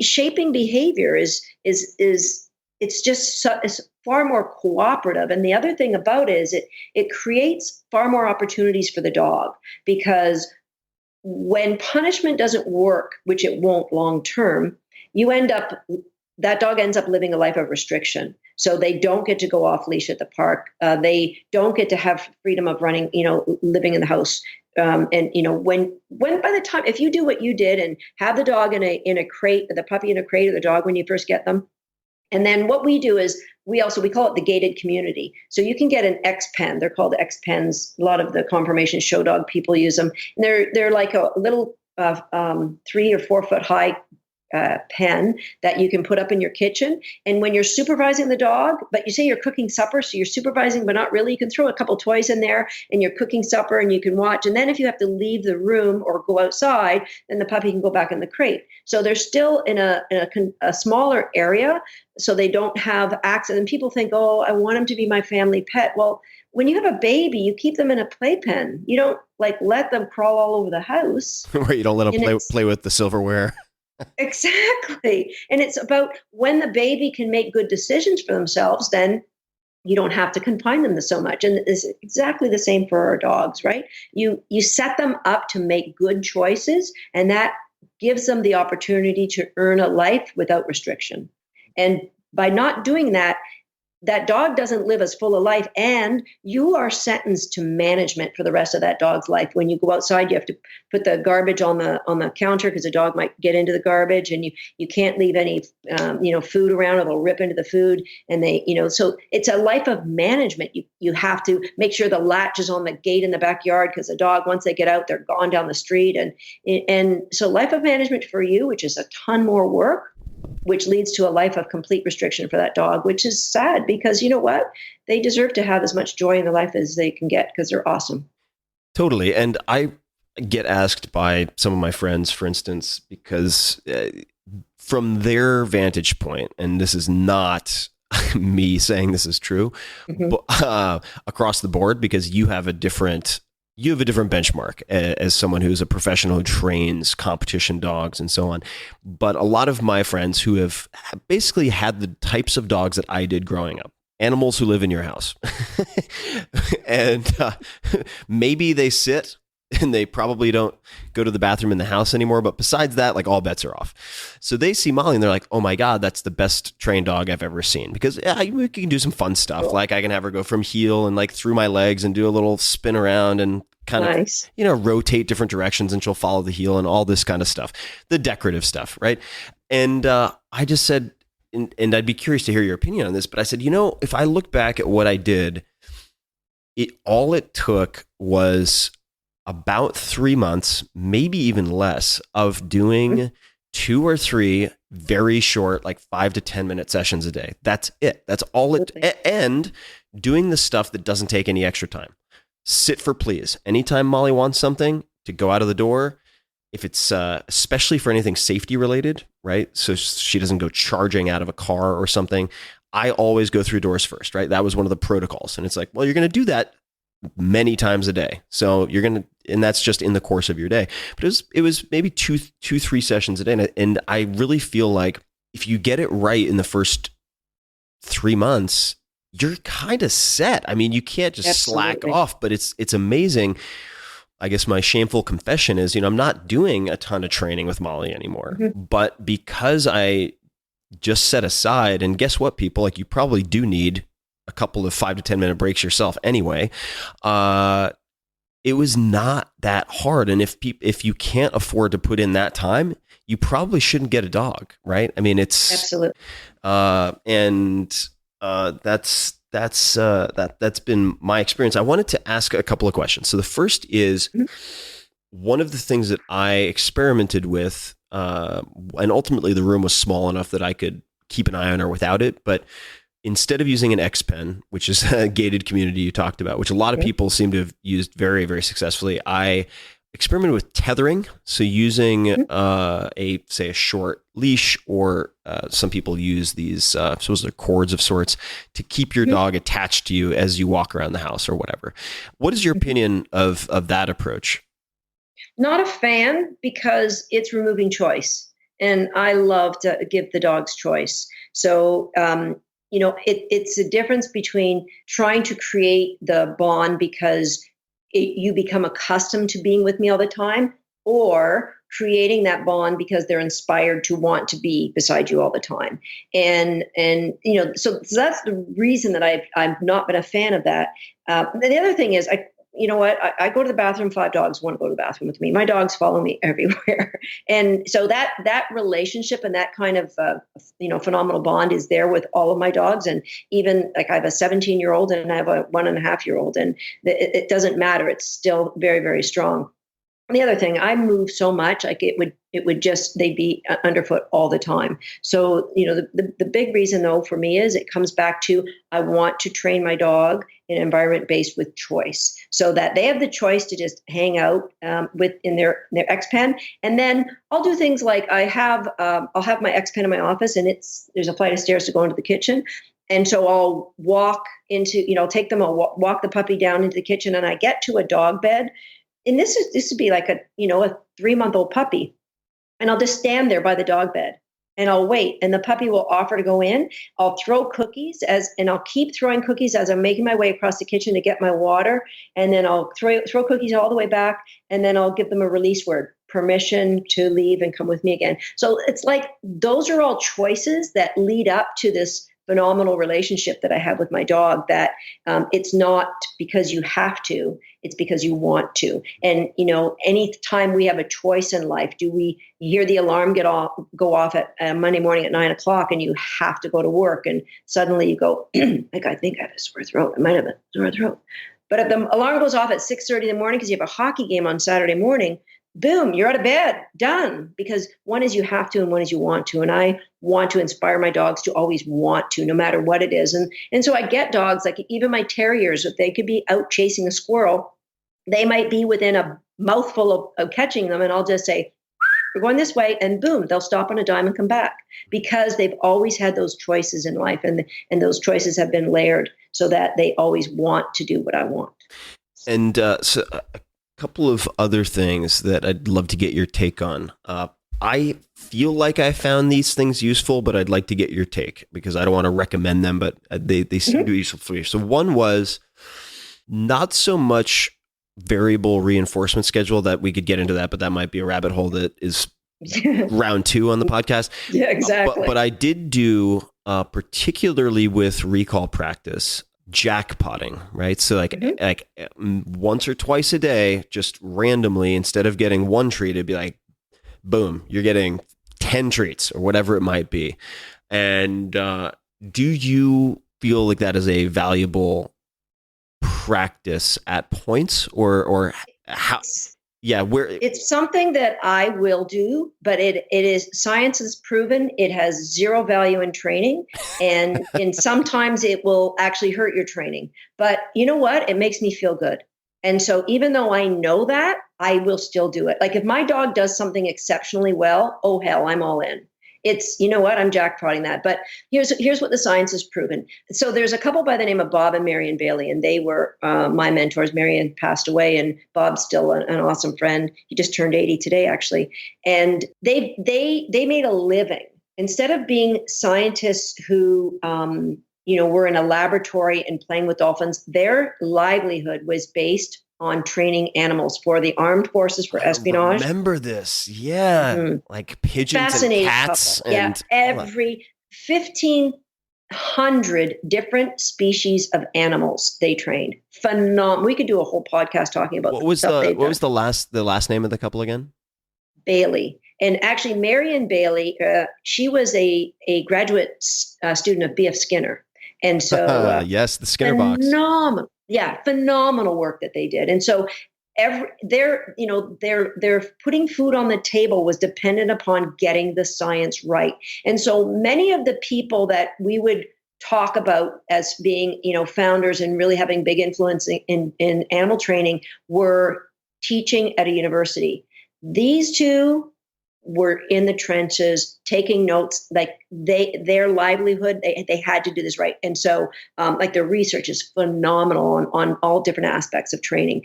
And so they found that it actually absolutely did no value. And they tried it with all different animals, had no value in training. And there was another woman, I don't know if she ever finished her PhD, but she was doing a PhD on jackpotting in dogs. And what she found, and you may find this if you play around with this one, Tim, that it increases the variability of response. So let's say you were trying to teach your dog to back up. and you do what I suggested, and you throw the cookie between their legs, and you click for that, and you click for that, and then all of a sudden you get like 2 or 3 really good steps, and you jackpot that. Well, what you will find is the dog won't go right back to backing up. They'll start throwing, waving, and it creates an over arousal state with a dog, and so they won't go back to the thinking state of offering you the same behavior. Knowing all that, I still do it, but like I get excited, and it's more for me than it is for the dog, and whatever. Yeah. And Bob Bailey, I'm looking at some notes. I took a lot of notes the first time we got on the phone, and I really still want to do this. He does the chicken training classes. Yep. Chicken camps. Now, can you explain why this is important? And I think there's a quote that I read. I'm blanking on this. There's another trainer. They said, unless you've had to train a chicken, you shouldn't be allowed to have a child. Yeah, that's true. I can't remember who said that, but that is definitely, I have heard that quote. Chicken camp is something that Bob and Marion started up many years ago. And I went through some of their early programs when they were teaching, and it was amazing just to listen to Marion lecture. She was, so it was, it was 5 days, and you did a little bit of training and a little bit of lecture. And they picked the chicken because they're a phenomenal model of behavior. They're super easy to train, and you can see responses immediately. Like it's very black and white with chickens, and there's no emotional attachment, and you use a little measuring cup to deliver the reinforcements, just boom, boom. And it covers so many things. It covers the mechanics of training. And you just think about training in a completely different way once you've been through chicken camp. And I was actually talking to Bob just 2 days ago. He told me, because he had stopped doing the chicken camps, he's going to be doing a cruise very soon, and where he's going to be doing lectures, and then he's going to open up another chicken camp. He pretty much retired, but he does work with one of the armed forces in one of the Scandinavian countries now. So fascinating guy. He was up at our place for 3 weeks this summer, and just he would just have anybody on my team just Godsmacked, because listening to his stories about what they were able to do with, whether it be, training a sea lion to swim under the U.S. ships, looking for a diver that might want to be putting explosives on the bottom of a ship. And the sea lions would be swimming with a leg clamp. And if there was any diver in the water, that sea lion, they could swim faster than the divers, and they would have a leg clamp on the diver, and the diver would be up on the deck. Like just little things amazing things that they trained cats to go through airports. And back in the 50s, 60s, they had this project where the cats had a cochlear implant, and they would control where the cats would go with high frequency noises. Wow. And when there was a conversation they wanted to listen to, they would get the cats turn right, turn left, sit, stay, and it would transmit this conversation. And it was just amazing stories of. They taught a cockroach to turn out lights. Wait, hold on. I'll let you finish that, and I have a question about. Well, actually, the question is why has this not been made into a Hollywood movie yet? But wait, they trained cockroaches to do what? A cockroach to turn out a light. So the thought was, if they needed somebody to go into a room that needed to be dark, they would put the cockroach in, and it turned out. I think actually Marion did that as part of her PhD, if I'm not mistaken. But amazing. Big cockroach. That's terrifying. He has a video you can grab, Tim. It's called "Patient Like the Chipmunks," and it's got a documentation of some of their experiments or some of the work they did. All right, Patient Like the Chipmunks. And the question about the chicken training is it most valuable because the chickens do not respond to negative reinforcement? It just doesn't work. Right. You can't do anything. They'll fly away. You are at the mercy of pure behavior. You can observe behavior. And if you get your mechanics wrong, you'll have a chicken in your face. Because if you aren't good about getting the food in and getting the food out, they will shape your behavior. And it's basically like dog behavior, but it's intensified. So with dogs, they'll do the same thing, but it might take you a month to figure out what's going on. And I always tell people, with any a relationship with two animals. One is a trainer, one is a trainee. And with a chicken, they will be your trainee in a heartbeat if you're not quick about what you're doing. Oh, And trainer. the dog, They'll be your trainer, you mean? they'll be your trainer. They'll train you to, put the cookies, the food out faster for them. Like their responses will shape you. And it's the same with the dogs. One of us is a trainer and one of us is a trainee. And if you aren't intentional about what you want, then you'll get a dog. People will say, "Oh, my dog is stupid or stubborn," and it's not. Your dog's just brilliant, and they actually have trained you in the way that they wanted. I mean, it was not like they're conniving and thinking up at night, looking in a book on what they can train you to do, but they recognize patterns of reinforcement so fast that they will get what they want. And then what you see is, oh, this dog is stubborn. Oh, hell no. This dog has figured out that they can shape you. And always one person's a trainer and one person's trainee. Let me give you an example. When John and I first moved in together, one of my Jack Russells had this routine that didn't bother me, but it drove him nuts. So when you're starting to feed dinner, she would run up your back making terrier noises as you were putting out the food, right? Sounds a little unnerving. I didn't even think about it. And so when John took over feeding the dogs, it drove him crazy. He didn't want this terrier running up his back and making all these monkey noises. So I thought, I'm a clever person. I don't want to have to go back to doing that chore. So I have to stop this behavior in the dog. So I just shaped her. She was a little, 10-pound dog. I shaped her to jump up on a kitchen chair whenever anyone went in the kitchen to either prepare human food or prepare dog food. And so that was her gig. You went in the kitchen. You could go in the kitchen. It was fine. But if you started preparing food, she'd jump on a chair. And at the time, we lived in this house with a pine floor. And so the floorboards were a little uneven. And so anytime I was cutting carrots or whatever, I'd throw her a cookie over on the chair. But if I was in a hurry and I didn't notice it, what she would do is she would walk around on the chair till she found the uneven spot. And then she'd go back and forth and rattle it. And that would make me notice that she was there. Oh, what a good girl. And I'd throw her cookies. And it took me months and months before I figured out I'm being shaped. But I mean, I still did it for the rest of her life because it cracked me up that she was so freaking smart. But dogs are brilliant at figuring out patterns of reinforcement. And, you'll just look at, you find in your own dogs, they will pick up. I mean, that's why when you pick up a set of car keys, if a dog loves to go for a ride, they're the first ones at the door. And if they don't like the car, they'll be the first ones in the back bedroom hiding. So they just are brilliant at figuring out those patterns and going, how can I get the pattern I want faster? And the chickens are like the intense version of that.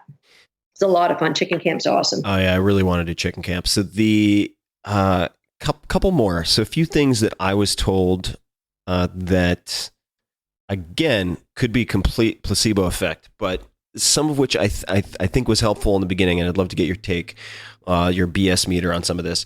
So I read at one point, and I think this was again a canine officer in the police force somewhere, and he said if the dog doesn't know if the dog cannot perform the behavior in 20 locations, the dog doesn't know the behavior. And it was something along those lines. And the point being, like if you haven't trained it in different contexts, and what it seemed to me was different surfaces in particular for Molly as a puppy, don't expect it to work. I mean, you have to really practice the behaviors that are most important. And I guess for me, I was trying to focus on not necessarily paw and things like that, but the behaviors that could save her life, right? The things that you really want, like a remote sit stay or recall, the leave it, these types of things, where you don't want your dog licking antifreeze or whatever it might be.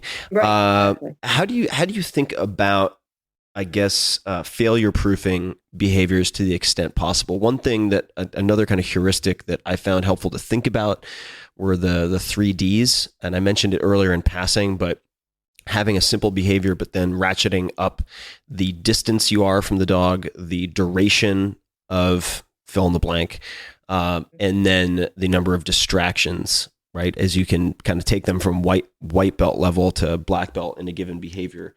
Exactly. How do you think about failure proofing some of the most important behaviors? Absolutely. And the 3Ds are they are the ones that are going to build the brilliance. The thing is, what we do is we make sure that we introduce all of those things in crate games where you can control what the dog's doing. So any distractions you're going to use for your recall, any distractions you're going to use, at the distance away, the duration, you could all do that in a crate where you can just close the door and it doesn't affect your relationship with your dog. And then once they've got that, it's almost like, they've got the first set of inoculations against distractions. Right. And then when you take them out to the real world to do that, you're just building in that second set so that you are really getting a killer immunity for the dog against any distractions that they may come in contact with. How would you're talking about shaping and being shaped as a trainer. So why did Tim Ferriss stop using the bell on the door? I'll tell you why. And you can probably guess. So I know where we're going. Yeah. So Molly, bright pup that she is, figures out pretty quickly, oh, wait a second. If I kick this bell, I get to go outside. So she started kicking it all the time because she didn't have to pee. She was bored as hell watching me do whatever boring stuff I was doing in the house, and she wanted to get outside. So I was not sure how to correct it. And so at that point I was like, all right, you know what? The only solution that I can see in front of me, and I'm probably missing something, was to remove the bell. And she was old enough at that point that I was like, all right, she's not going to pee all over the house. But what would you do in a situation like that? Because this type of thing, I imagine, can happen with all sorts of things, all sorts of behaviors. Absolutely. So it's recognizing that you're being shaped, first of all. And so what I would do is I would make sure that the first bell ring, the dog gets to go out because, maybe she does genuinely have to do something. And then you come back in. The second bell ring, she goes out on a leash. And if nothing's done, she goes in a crate. So it's like you asked permission, but I'm confused because you didn't do what I expected. So then you must have been asking permission to go in your crate. I could put you in your crate. That's cool. Like, I was confused what that bell ring was for. And so she would learn bell ring. And I have some action out there. That's cool. Bell ring. I don't get some action out there. I get a consequence that I really wasn't expecting. And so, because it's all going back to reinforcement, and I'm going to decrease your access to reinforcement, or I'm going to allow the reinforcement to carry on. I had a student once who had a German Shepherd and a Jack Russell. And she said that the Jack Russell was she was really energetic dog, but was running really slow in agility. And so I watched her and she had pretty good skills, but I said, tell me about your life around the house. And she said, well, she's a picky eater. So I put the food on top of the German Shepherd's crate so she can jump up there. And when she jumps up there, and when she's there, we know she's hungry. So we put it down, she gets a mouthful, and then we put it back up on the shelf so the German Shepherd can't get it. And when she wants us to play ball, she barks at the ball on the kitchen sink, and we run outside and we play ball. And then if she's hungry, she goes back up on the crate. And I'm like, no wonder she runs slow in agility, because that's the only time in her life that you actually try to tell her what to do. So you have to really just have an awareness of how it's all rolling out. Dogs are brilliant at figuring out patterns of reinforcement, and they'll run with them. As you found out. As I found out and continue to find out. Now, you gave me a piece of advice early on that was very helpful to me. But it seems like there is, as with anything, a right and a wrong way to do it. And these are some notes that I took down. Susan focuses on arousal state of dog to get them used to responding in high arousal states. Now, that's kind of part two. The part one, which was what immediately helped me, was before all training, do some tugging or running to get their heart rates up. And this was kind of a real phase shift in my training. I mean, an inflection point where things really improved, much like hey, dude, it's a crowded bar. You got to use 20s, not singles. I would take Molly from inside where she's laying down for hours at a time, and I'd be like, okay, time to train. Let's do training. And it would be productive, but it wasn't hyper productive until I started adding in even just a minute of playing around, getting her running, getting her heart rate up. So what is the right way to do that, and what are common mistakes that people make?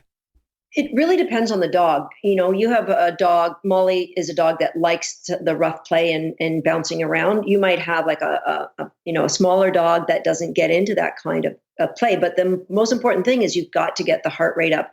Think of it, the typical arousal curve of sport. When they're at the low end of arousal, they notice, as an athlete or a dog, you notice insignificant things in your environment. So if you're stepping in the ring to compete and you're in a low state of arousal, then you're going to notice the crowd. You're going to notice people waving to you. And you're not going to have your head in the game. You won't be in the zone. You'll do a terrible job.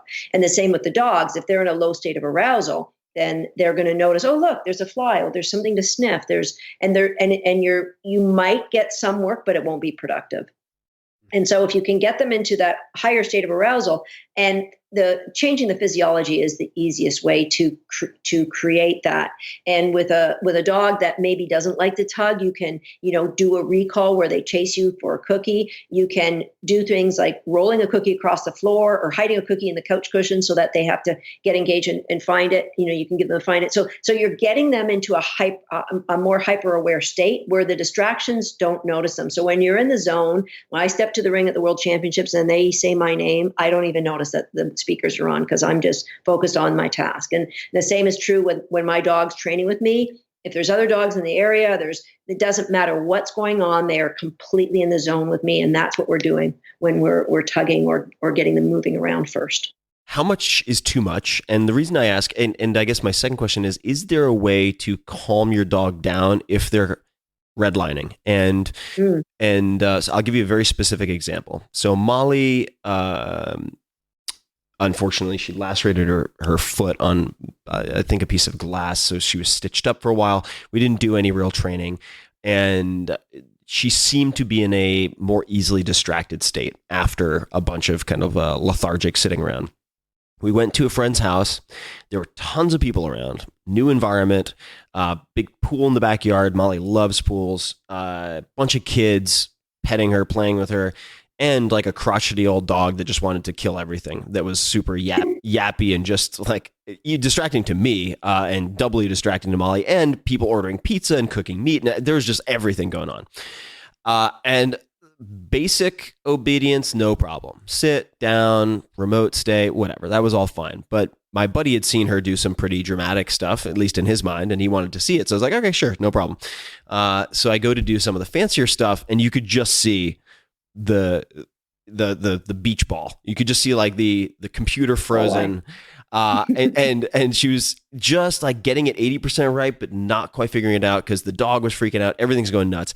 In a situation like that, do you just kind of pack it in and say, hey, live to fight another day? Or are there things that you can do to get your dog to calm down? Failure is a great teacher, and it's awesome to get a failure and then say, how are we going to work through this? Because then it makes the dog more resistant to that failure the next time. So, depending on that, if she was a super young puppy, you might just say, let's pack it in. But, assuming she's a reasonable age, think of it like a dartboard with the heat zone being right in the middle. And so she's in the middle of all this activity. All that you would do is say, back away 10 feet and ask for the same behavior. And you're getting away from the heat zone to a less intense distraction area. And then if it doesn't work there, back away another 10 feet. So you might go from the backyard to the front yard where it's climb and climb. And then you would start with simple behaviors that she can respond to. And then when you get the response you want in the front yard, go back to the backyard and then work your way. I wouldn't go right to the heat zone, but I would say, okay, we've had some success here. We're going to break it off here. And then the next time, you do this a couple of times, she's going to learn, I respond anytime, all the time. And, right. And that, failure is never a bad thing. It's just what you take from that failure and how you can respond to it. So I want to be respectful of your time. And I think there's a chance we may end up doing a round 2 on this because I love talking about this stuff. And I always learn so much when we're jamming, but you started a story before we hit record that I want to hear, which was your vacation to Ireland. Tell me about what happened. Because I said, no, stop. I want to talk about this during the podcast, and I don't want to hear it twice. So let's jump into it. My husband is from Britain, and we were going for vacation, quote unquote, because I was lecturing over in Britain. I said, look, let's go to, wanted to go to Ireland. I said, we'll go to Ireland, have a non-doggy vacation. It will be lots of fun. And I said, I'll order we'll get a B&B in Dublin because I'm vegan and it's easier to get good food in a big city. And he said, no, I don't want to be in a big city. So I'm okay. So I found it was on in a farm, they raised organic beef and 200 acres. And he said, yeah, that sounds perfect. So we pull in and there's 13 dogs.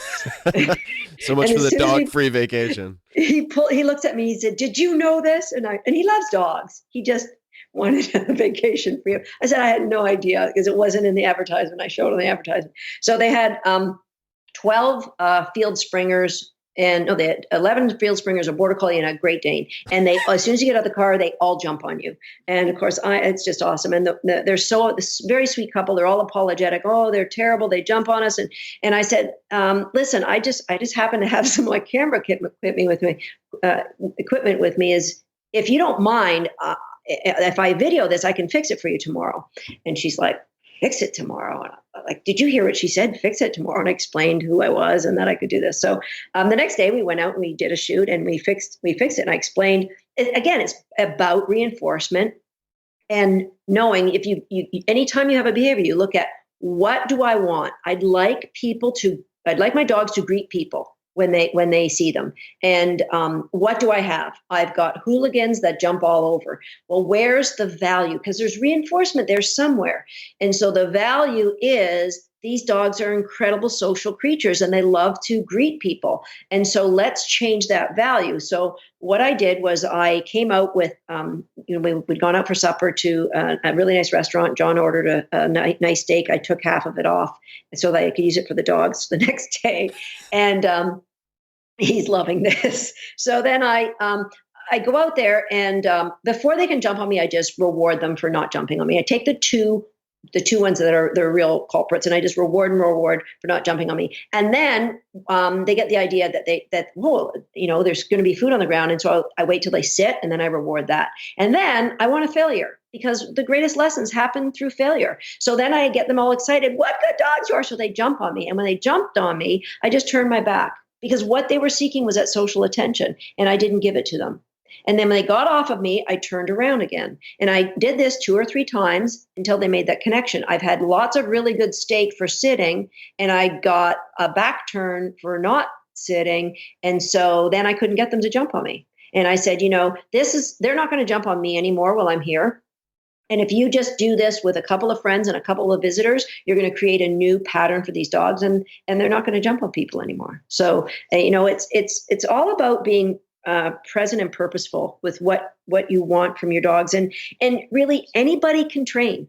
It's not you don't have to be a professional dog trainer. You just have to seek out what you want. And the thing is, most people try to train from the world of don't jump on me, don't bite, don't bark, dogs don't understand don't, because don't is a concept. They understand do, they understand behavior. So what you have to do is look at what you don't want and create a behavior that you do want so that the dog can be right and you're setting them up for reinforcement. And that makes for a much better relationship for you and your dog and anybody else that comes in contact with your dog. And it's also very transferable to everything else, right? I mean, we're talking about not just a rat in a Skinner box. We're not just talking about a dog in an X pen or a dog in the backyard. We're talking about, as you said, 1,500 different species, including human beings. So exactly. Operant and classical conditioning, we are not exempt from those rules. And if you look at, say, for instance, I interviewed a gent named Jason Niemer, who's the co-founder of Acro Yoga. If you look at partner acrobatics, one of the core rules is don't tell the person what you don't want. Give them a simple command, which is more of what you do want. And if you're going to coach someone effectively and perform at a high level or even an effective level in that type of environment with a lot of variables, the rules are the same. And I love it. I love talking about this stuff. And the thing is, if you are a person that looks for what's good in your dog and you're trying to create ways to set them up for success, you become a person who looks for all that's good in life, and it changes you.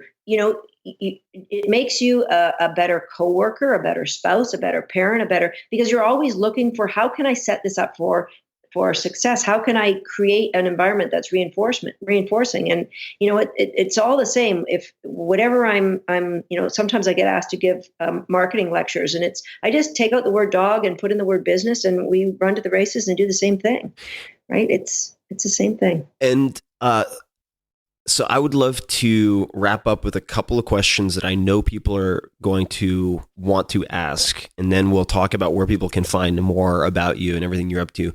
So question number one is related to tools to bring home with your dog or get before you adopt a dog. Now, the recommendations that came up the most for me when I polled my audience way back in the day were get a crate, number one, with a partition, right? So you can make it larger as they get larger, but not give them too much space in the beginning. Second, get a Kong.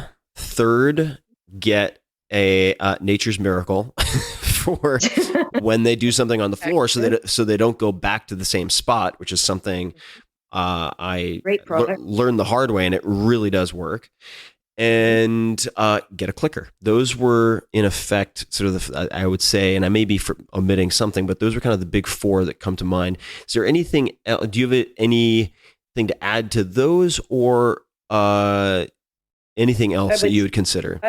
The obvious, a leash and collar, and I like a buckle leash, not a pinch collar, not a chain collar, a buckle leash to, and if you have a really exuberant, say you're getting a rescue dog, I like a head halter, and Gentle Leader is a brand that I really like to use. Yeah, the head halter is super interesting. You said what was it called? Gentle Leader?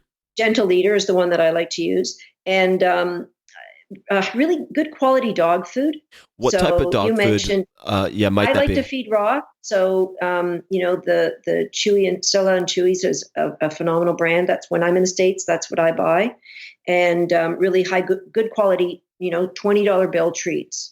You need to have some lower value treats too, Tim, because you don't always want to tip with 20, or there's an expectation that you're the guy with the 20. So when you're at home and it's a less distracting environment and you're not asking for a lot, you might use low value, like cut up carrots, or mix that in with some high value rewards. So what type of rewards do you use? What any particular brands or types of foods?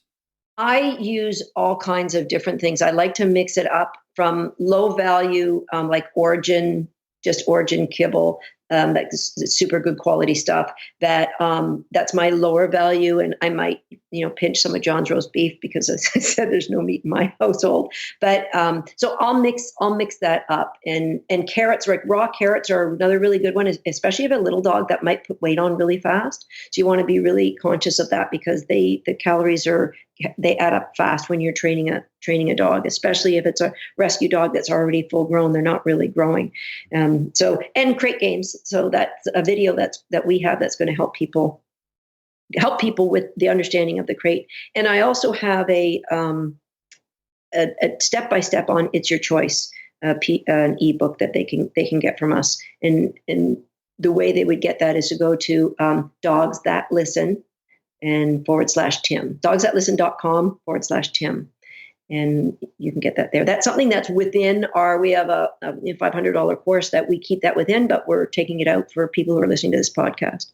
Perfect. Yeah. And I'll put that in the show notes as well. It's just a few more, and then we can both, well, at least speak for myself, get a bite to eat. So the question of trainers. So you said very early on, you're finding a method of training that resonates with you. Who are some of the trainers or thinkers in this world who you respect very highly? And who are the types of people, you could name specific people if you want, that you would recommend staying away from?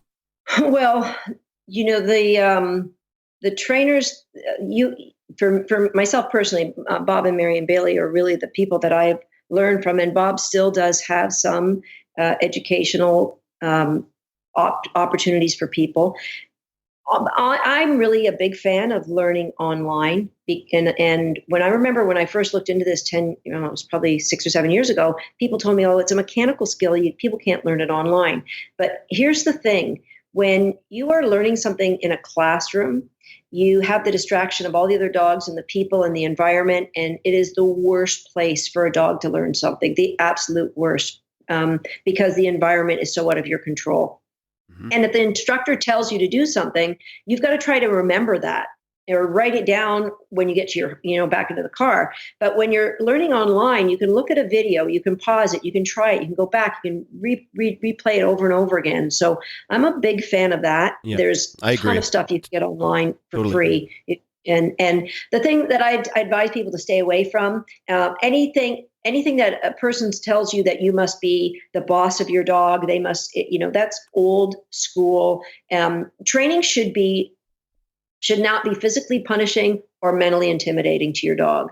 And if it is, then you're doing it the wrong way. And there is absolutely, you can have the most phenomenal success. I don't care if you're trying to create a hunting dog that can work 200 meters away from you with birds nearby. It doesn't matter what you're trying to train. You can train it in a way that's creating a better relationship with your dog. Full stop. It just doesn't matter what it is. I love it. And are there any other places people can find you online or I was going to say elsewhere? I'm not sure. Don't give out your home address or your email. Yeah. People have made that mistake on the podcast before. Any other places online where people can we have learn more about my blog. My blog has got a ton of free resources, and that's SusanGarrettDogAgility.com. But the articles that are in there, there may be 30% of them are related to dog agility. It's just really good dog training. And you can Google me or on YouTube or on Facebook. Susan Garrett Dog Agility. It might be our business page, and there's lots of good stuff that we post there. So I'm all about giving people free. There's tons of great, valuable content on any of our sites. Dogsthatlisten.com is a place that I suggest to people that go to. And because, that's my goal in life, is to help dog owners better understand their dogs and help dogs to have the most joy and the best life possible. So that's what I'm out for. And I'm happy to say that we're changing the world one dog at a time here. And I thank you, Tim, for giving us this opportunity to share that information with the world.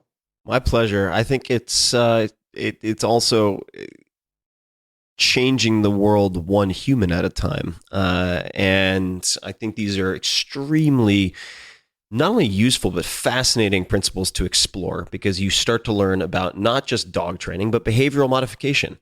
If you are a smoker and it's bad for you, it's going to give you lung cancer or potentially kill you eventually, why don't you stop if you want? This is a puzzle that is not that dissimilar from dog training at all. I mean, they're a common course. You want to lose weight, but you can't stop eating Oreo cookies. Well, maybe it's kind of like the shoes in the house where you allow the dog to develop bad behavior. Probably have to get those out of the house. Just keep asking yourself the same thing with the dogs. Where's the value? Where is the reinforcement coming from for the behavior that I want to change? Exactly. And it doesn't matter what it is you're changing. And it's, 24 hours a day, we've got to be considering that with our dogs. It's not just we're training for 5 minutes and then let them run and be hooligans for the rest. It's where is the value coming for all the behaviors that they're starting to develop. Exactly. Well, this has been a blast, Susan. I really appreciate it. And thank you for taking the time, of course. My pleasure, Tim. And to everyone listening, I will be adding all of the show notes, links to resources, all the URLs that Susan mentioned into the show notes. As per usual, you can find the show notes for this episode and every other episode at 4hourworkweek.com/podcast, all spelled out. And as always, and until next time, thank you for listening, and be nice to your dog, for God's sake, and train intelligently. Thanks for listening, guys. Hey guys, this is Tim again. Just a few more things before you take off. Number one, this is 5 Bullet Friday. Do you want to get a short email from me? Or would you enjoy getting a short email from me every Friday that provides a little morsel of fun before the weekend? And 5 Bullet Friday is a very short email where I share the coolest things I've found or that I've been pondering over the week. That could include favorite new albums that I've discovered. It could include gizmos and gadgets and all sorts of weird shit that I've somehow dug up in the world of the esoteric as I do. It could include favorite articles that I've read and that I've shared with my close friends, for instance. And it's very short. It's just a little tiny bite of goodness before you head off for the weekend. So if you want to receive that, check it out. Just go to 4hourworkweek.com. That's 4hourworkweek.com, all spelled out, and just drop in your email and you will get the very next one. And if you sign up, I hope you enjoy it.